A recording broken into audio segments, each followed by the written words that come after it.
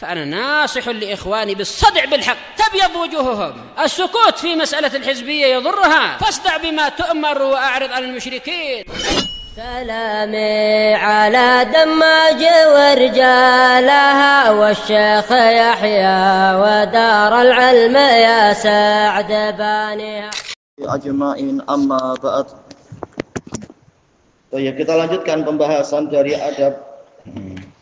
Alhamdulillah. Masuk ke muka surat 92 ya. Qala al-muallifu hafizahullahu taala ad-darsus sabi', pelajaran yang ketujuh, wa min adabil majlis, di antara dari adab majlis, la tajlis ma'al asrar, janganlah engkau duduk bersama dengan orang-orang yang buruk. Yang kemarin apa berarti? Yaitu kebalikannya ya. Semestinya duduk-duduk dengan orang soleh. Baik, ini berarti kebalikannya. An Abi Musa al-Asy'ari radhiyallahu an. Kira-kira kalau kita pilih yang paling kecil, masih ingat gak ya? Yang paling kecil siapa sekarang? Oh, jelas susah Firdaus. Firdaus tahu nggak Abu Musa al-Asy'ari namanya siapa? Agak susah. Abdullah bin Qais. Tahu paling kecil. Allahumma barik. Abdullah bin Qais. Ayo, tayyib. Dari Bani Asy'ar Yaman, taman. Enggak apa belajar. Tayyib. Anin Nabiyyi sallallahu alaihi wasallam qala innama mathalul jalisi sholih. Ini min adawatil hasar, pembatasan. Hanyalah perumpamaan teman duduk yang soleh. Wal jalisi sau. Apa biasanya ya? Sau dengan su. Ini dua-duanya sama-sama masdar dohirnya. Cuma kalau sau itu lil mubalaghah, teman duduk yang sangat buruk. Kahamilil misk, yaitu bagaikan pembawa minyak kasturi. Wa nafikhil kir, dan peniup perapian. Nafih orang yang meniup, kir yaitu perapian yang biasa untuk apa itu membuat alat-alat dari besi-besi itu. Fahamilul misik, nah ini fa-nya adalah yaitu fa tafsiliyah wa tafsiriyah dalam ilmu balaghah. Dan pola ini setelah menyebutkan global kemudian memperinci, dalam ilmu balaghah dipanggil apa itu? Al-lafu wan nasr, yaitu menyebutkan secara global kemudian memperinci. Baik, murattab secara urut. Pertama yang membawa kasturi dibahas sekarang. Fahamilul misik, adapun pembawa minyak wangi kasturi, imma ini takhyir, ada pilihan, atau ya beberapa kemungkinan. Kemungkinan pertama, ayyuhdhiyak, memberikan kepadamu, yaitu tak perlu membayar, tahu-tahu kita diberi. Wa imma antabta amin, atau boleh jadi Anda membeli darinya, tak apa perlu keluar duit sedikit, tapi apa? Badan kita jadi wangi, jadi harum. Dan ini kata Ibnul Qayyim dalam Tibun Nabawi, ini sangat menguatkan ruh.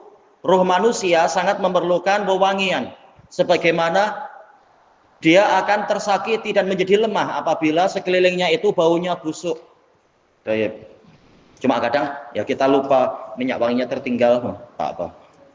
Baik. Kemudian wa imma antajida minhu rihan thayyibah, atau boleh jadi Anda akan mendapatkan dari dia aroma yang wangi. Kadang kalau kita jalan di di dekat kedai minyak wangi itu, ternyata yang di luar pun baunya wangi juga. Jiwa kita gembira dengan aroma itu.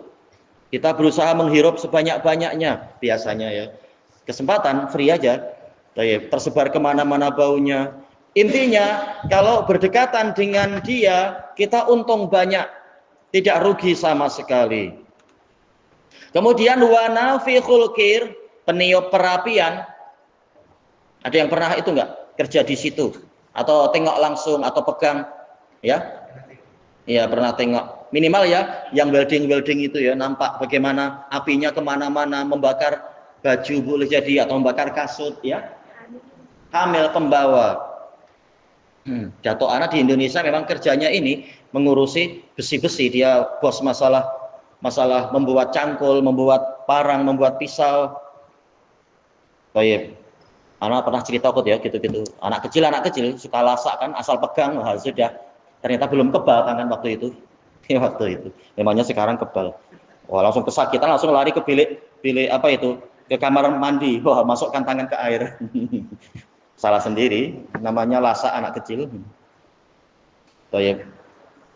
Ini peniup perapian. Imma ayyuhriqa siyabak. Boleh jadi dia akan membakar pakaianmu menjadi berlubang-lubang atau ya itu tadi, atau terbakar betul-betul kalau tidak hati-hati. Wa imma antajida rihan khabisah.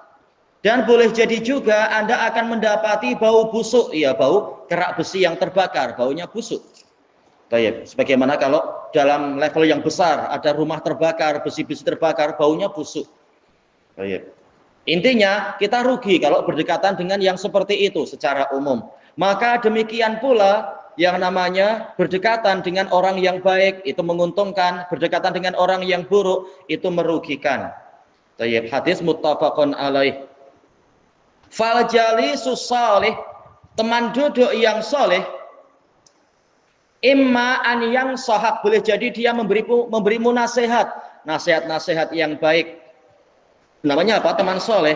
Dia menyukai untuk kita kebaikan seperti yang dia sukai untuk dirinya sendiri. Kalau kita sedih, dia ikut sedih. Kalau kita gembira, dia ikut bersuka cita. Nah ini baik dan memberikan nasihat-nasihat.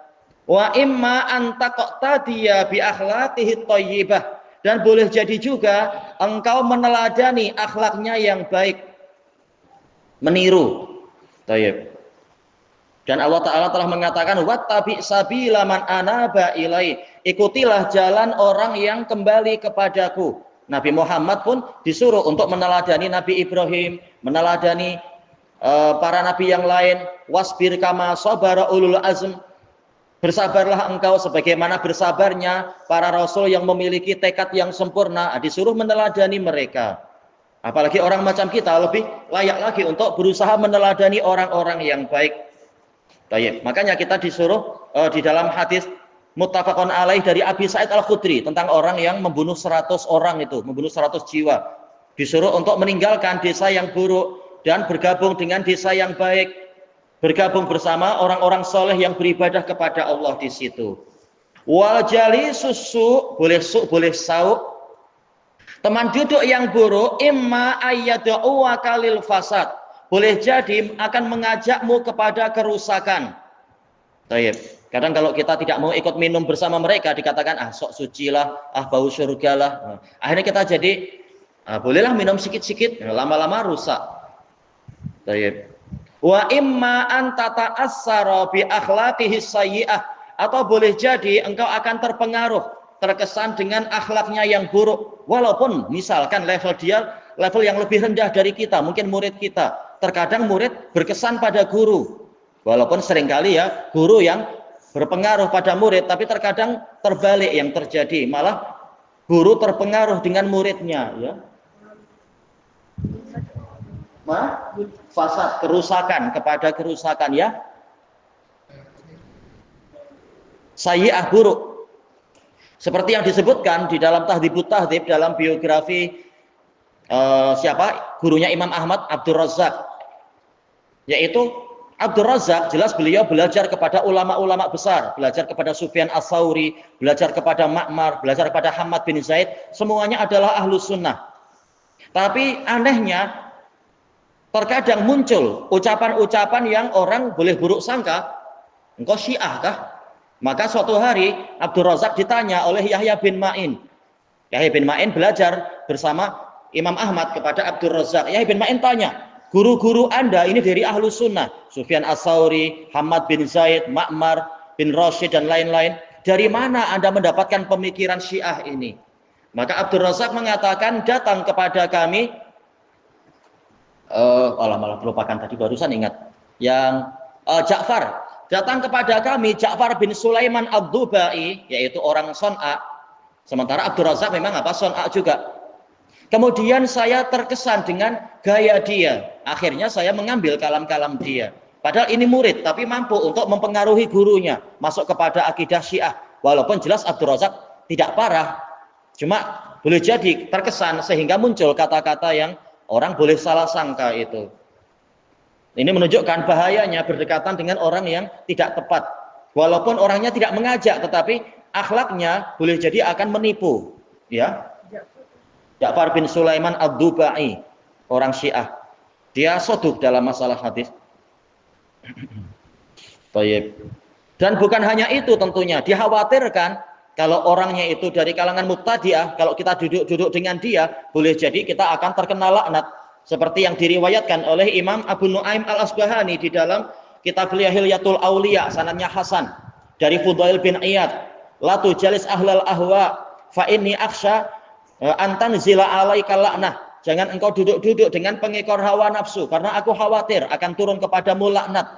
Kalau orang yang melindungi pembuat muhdas saja dilaknat oleh Allah, apalagi pelaku muhdasnya. Nah, kalau kita duduk dekat dengan dia, jangan-jangan kita terkena laknat juga. Boleh jadi. Maka kita menghindar, ya. Apa? Yuhdhiyaka. Oh, ini dalam hadis ini, memberikan kepadamu. Yuhdhiyak, memberi. Tayyib, at-taqwim, penilaian, ya.